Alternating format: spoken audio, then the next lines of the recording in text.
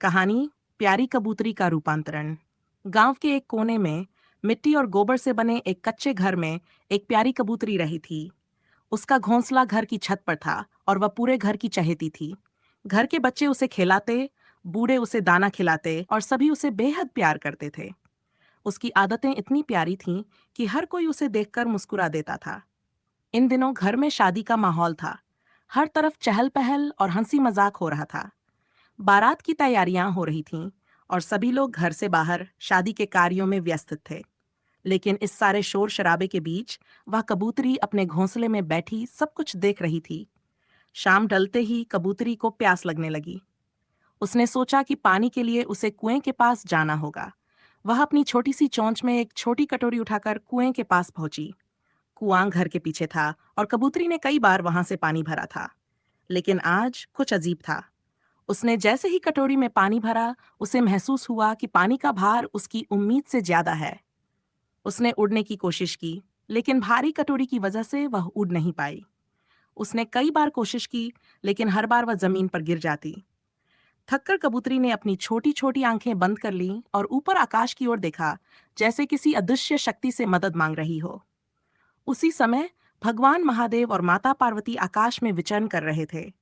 जब माता पार्वती ने कबूतरी की इस हालत को देखा तो उनका दिल पिघल गया।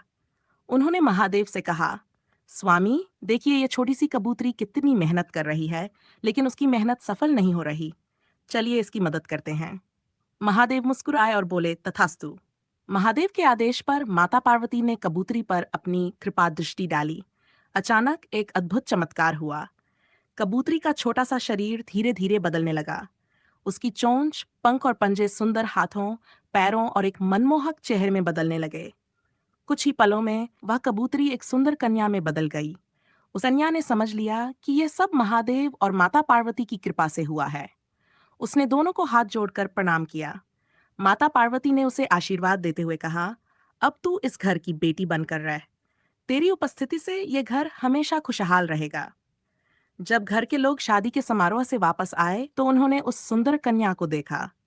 वह बिल्कुल वैसी ही प्यारी थी जैसे उनकी कबूतरी थी। सभी समझ गए कि यह कोई साधारण घटना नहीं, बल्कि ईश्वर का आशीर्वाद है। उस दिन से वह कन्या उस घर की बेटी बनकर रहने लगी। उसकी उपस्थिति से घर में सुख, शांति और समृद्धि का वास हो गया। घर के लोग और गांव वाले सभी उसे पहले की तरह प्यार करने लगे, जैसे वो उनकी प्यारी कबूतरी ही हो। ये कहानी हमें सिखाती है कि ईश्वर की कृपा हमेशा उन पर होती है जो मासूम, मेहनती और सच्चे होते हैं।